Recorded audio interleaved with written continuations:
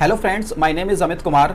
दोस्तों, आज हम इस वीडियो में एक डेरिवेशन करेंगे electric field on equatorial line of dipole. Electric dipole के इक्वेटोरियल पॉइंट पे हमें इलेक्ट्रिक फील्ड फाइंड करनी है। सो स्टार्ट करते हैं। सबसे पहले हम कंसीडर कर लेते हैं कि हमने एक डाइपोल का सिस्टम मान लेते हैं। सपोज करते हैं इस एंड पे हमारे पास -q चार्ज है एंड ट्राइंगल के इस एंड पे हमारे पास पॉजिटिव q चार्ज है। सो ये डाइपोल हो गया, डाइपोल का सिस्टम हो गया -q से +q। अगर हम डाइपोल मोमेंट की डायरेक्शन देखें तो वो आ जाएगी हमारी -q से पॉजिटिव की तरफ। सो ये आ जाएगी हमारी डाइपोल मोमेंट की डायरेक्शन। सो सपोज करते हैं और इनके बीच का जो डिस्टेंस है वो ये स्मॉल a है और ये भी स्मॉल a है एंड ये जो डिस्टेंस है ये हमारा r है। एंड इसी डाइपोल के सिस्टम के इक्वेटोरियल पॉइंट पे, मतलब जो डाइपोल है उसके सेंटर से उसके इक्वेटोरियल पॉइंट पे परपेंडिकुलर डिस्टेंस पे हमें इलेक्ट्रिक फील्ड फाइंड करनी है। सपोज करते हैं ये पॉइंट हमारा कोई P पॉइंट है। सो P पॉइंट पे हमें -q की वजह से हम इलेक्ट्रिक फील्ड फाइंड करेंगे एंड +q की वजह से भी फाइंड करेंगे और उसको वेक्टरली ऐड कर देंगे तो हमारा नेट इलेक्ट्रिक फील्ड आ जाएगा P पॉइंट पे इस डाइपोल सिस्टम की वजह से। सो सबसे पहले डिस्टेंस फाइंड करते हैं। ये r डिस्टेंस है और ये a है, तो यहाँ पे पाइथागोरस से क्या आ जाएगा डिस्टेंस। अगर इस राइट एंगल ट्राइंगल में लगाते हैं तो r² + a² का अंडर रूट आ जाएगा। इसी तरह से ये डिस्टेंस भी सेम आएगा, r² + a² का अंडर रूट आ जाएगा। सो सबसे पहले -q चार्ज की वजह से P पॉइंट पे हम इलेक्ट्रिक फील्ड फाइंड करते हैं। सो अगर हम -q चार्ज की वजह से P पॉइंट पे इलेक्ट्रिक फील्ड को देखते हैं तो -q चार्ज की वजह से जो इलेक्ट्रिक फील्ड आएगा वो नेगेटिव चार्ज की तरफ आएगा, कुछ इस तरह से। यह आएगा हमारा E -q, electric field -q charge की वजह से। अगर हम इसका मैग्नीट्यूड देखते हैं तो जो हमारा मैग्नीट्यूड आ जाएगा वो आ जाएगा इलेक्ट्रिक फील्ड -q चार्ज की वजह से Q/r² होता है। जो चार्ज है और जिस पॉइंट पे हमें फाइंड करना है उनके बीच का डिस्टेंस लेते हैं। तो डिस्टेंस हमें गिवन है r² + a² का अंडर रूट। सो यहाँ पे r² आएगा तो स्क्वायर जब करेंगे तो अंडर रूट कट जाएगा, तो यहाँ पे आ जाएगा r² + a²। इसी तरह से अगर हम पॉजिटिव चार्ज की वजह से फाइंड करते हैं electric field eight P point पे, सो जो इसका मैग्नीट्यूड आएगा वो आएगा हमारा KQ/में सिमिलर डिस्टेंस है। सो ये भी आ जाएगा हमारा r² + a²। और जो इसकी डायरेक्शन आएगी पॉजिटिव चार्ज की वजह से किसी भी पॉइंट पे इलेक्ट्रिक फील्ड जो होता है वो उस पॉइंट से दूर की तरफ आता है। सो यहाँ पे जो इसकी डायरेक्शन आएगी कुछ इस तरह से आएगी। यह आ जाएगा हमारा इलेक्ट्रिक फील्ड पॉजिटिव चार्ज की वजह से आ जाएगा। सो हम यहाँ पे देखते हैं, यहाँ पे जो मैग्नीट्यूड आ रहा है, जो इलेक्ट्रिक फील्ड का मैग्नीट्यूड आ रहा है माइनस चार्ज की वजह से और जो पॉजिटिव चार्ज की वजह से आ रहा है, दोनों ही मैग्नीट्यूड सेम है, KQ/में r² + a²। सो अब हम यहाँ पे क्या करेंगे, जो हमारे पास दो वेक्टर आए हैं, नेगेटिव चार्ज की वजह से जो इलेक्ट्रिक फील्ड आया और जो पॉजिटिव चार्ज की वजह से है, इसको रिजॉल्व कर देंगे। सो इसको रिजॉल्व कैसे करेंगे, पहले यहाँ पे हम देखते हैं। यहाँ पे हमारे पास ये एक एंगल है। सपोज करते हैं, पहले कलर चेंज कर लेते हैं। ये हमारा एंगल थीटा एंगल है। उसी तरह से अगर हम यहाँ पे देखें तो ये एंगल भी हमारा थीटा हो जाएगा, अल्टरनेट एंगल। उसी तरह से अगर ये एंगल हमारा थीटा है तो ये एंगल भी हमारा थीटा एंगल हो जाएगा।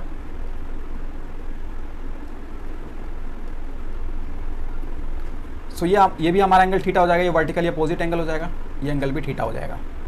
सो हम यहाँ पे रेजोल्यूशन ऑफ वेक्टर लगाएंगे। सबसे पहले हम जो हमारे पास ये मैग्नीट्यूड है इलेक्ट्रिक फील्ड पॉजिटिव चार्ज की वजह से, इसको रिजॉल्व कर देते हैं। सो जो इलेक्ट्रिक फील्ड है पॉजिटिव चार्ज की वजह से, इसके दो कंपोनेंट होंगे, एक E + q cos थीटा, एक होगा E + q sin theta. So जो थीटा के साथ वाला हो जाएगा ये हो जाएगा हमारा component E + q cos theta. इसी तरह से जो दूसरा कंपोनेंट आएगा इसका वो हो जाएगा इस तरफ E + q sin थीटा। इसी तरह से जो हमारा नेगेटिव चार्ज की वजह से इलेक्ट्रिक फील्ड आया इसको भी हम रिजॉल्व कर सकते हैं। सो इसके भी दो कंपोनेंट होंगे। फर्स्ट कंपोनेंट हो जाएगा इसका E -q cos theta and जो दूसरा कंपोनेंट होगा इसका वो आ जाएगा ई माइनस क्यू साइन थीटा आ जाएगा। सो यहाँ पे हम देख रहे हैं ई प्लस क्यू साइन थीटा और ई माइनस क्यू साइन थीटा, इन दोनों का मैग्नीट्यूड सेम है और ये इक्वल वेक्टर है मैग्नीट्यूड में, और ये 180 एंगल पे है। तो इस E plus q sine theta E minus q sine theta को कैंसिल कर देगा। सो जो नेट हमारा इलेक्ट्रिक फील्ड बचेगा वो हमारा आ जाएगा लेफ्ट हैंड साइड पे पी पॉइंट के E plus q cos theta E minus q cos theta, क्योंकि यहाँ पे हमारा जो मैग्नीट्यूड है वो ई प्लस क्यू और ई माइनस क्यू का सेम है। तो यहाँ पे आ जाएगा हमारा नेट इलेक्ट्रिक फील्ड। अगर हम देखते हैं तो जो हमारा नेट इलेक्ट्रिक फील्ड आएगा वो आ जाएगा हमारा E plus q cos theta plus E minus q cos theta. So ये हो जाएगा हमारा 2 E plus q cos theta हो जाएगा। सो इलेक्ट्रिक फील्ड हमने निकाला, यहाँ पे आया हमारा के क्यू अपॉन में r square plus a square. इसी तरह से हम यहाँ पे कॉस थीटा फाइंड कर लेंगे। अगर हम कॉस थीटा को देखते हैं तो कॉस थीटा अगर हम इस ट्राइंगल में लगाएं, इस राइट एंगल ट्राइंगल में फाइंड करते हैं, तो कॉस थीटा आ जाएगा हमारा बेस अपॉन में हाइपोटेनस। सो बेस हमारा गिवन है स्मॉल ए और हाइपोटेनस हो जाएगा हमारा r square plus a square का अंडर रूट। यह आ जाएगा हमारा cos theta. So cos theta का मैग्नीट्यूड यहाँ पे ला के रख देंगे। सो यह आ जाएगा हमारा ए अपॉन में r square plus a square का अंडर रूट। सो यहाँ पे हमारे पास जो आया हमारा नेट इलेक्ट्रिक फील्ड आया है वो आया हमारा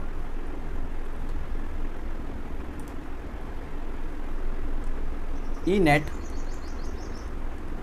is equal to 2k q upon में r square plus a square into में कॉस थीटा है। कॉस थीटा आया था हमारा ए अपॉन में आर का स्क्वायर प्लस ए का स्क्वायर, इसका अंडर रूट। सो ये हो जाएगा हमारा डाइपोल मोमेंट हमारा होता है, डाइपोल मोमेंट होता है हमारा P equal to q into में 2a। ये हो जाएगा हमारा डाइपोल मोमेंट। सो हम यहाँ पे लिख सकते हैं Q इंटू में 2a, Q इंटू में 2a को हम लिख सकते हैं P डाइपोल मोमेंट। सो यहाँ से आ जाएगा हमारा K P हमारा यहाँ पे डाइपोल मोमेंट है और ये हो जाएगा, इसकी अंडर रूट गिवन है यहाँ पे, अंडर रूट होता है मतलब इसका मतलब होता है हाफ। सो ये हाफ और ये 1। सो यहाँ पे अगर पावर को देखें तो ये पावर हो जाएगी 3/2। So r square plus a square की पावर हो जाएगी 3/2। यह आ जाएगा हमारा net electric field at point P।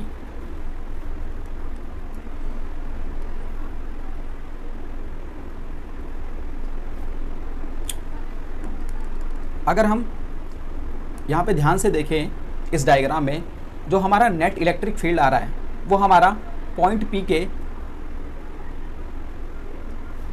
Left में आ रहा है, लेफ्ट डायरेक्शन में, और जो हमारा डाइपोल मोमेंट है वो राइट डायरेक्शन में है। इसका मतलब है हम यहाँ से कंक्लूजन निकाल सकते हैं कि जो हमारा इलेक्ट्रिक फील्ड आ रहा है, जो नेट इलेक्ट्रिक फील्ड है, is in opposite direction of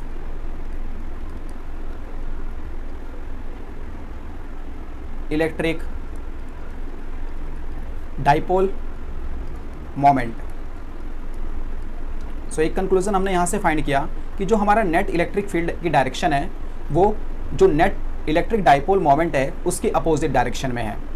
अगर हम इसी इलेक्ट्रिक फील्ड को अगर हम शॉर्ट डाइपोल के लिए देखते हैं, it means for short dipole, so इस केस में क्या होगा, हमारा जो डिस्टेंस है r is very very greater than a हो जाएगा। सो इस केस में अगर इस फॉर्मूले में हम देखें तो क्या चेंजेस आएंगे, तो इस केस में हम स्मॉल a को नेगलेक्ट कर सकते हैं। इट मीन्स कि जो r है वो a के कंपैरिजन में बहुत ज़्यादा है, इस केस में हम a को क्या कर देंगे, नेगलेक्ट कर देंगे।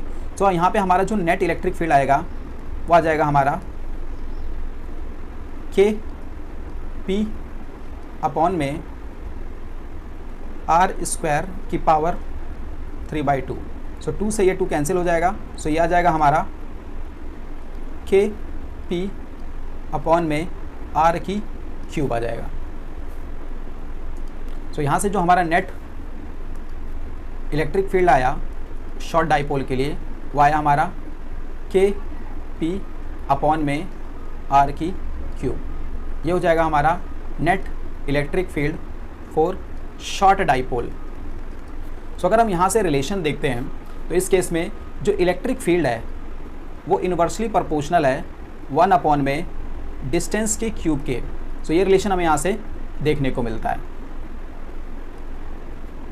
सो आई होप आप लोगों को ये डेरिवेशन अच्छे से समझ में आई होगी। मिलते हैं नेक्स्ट वीडियो में।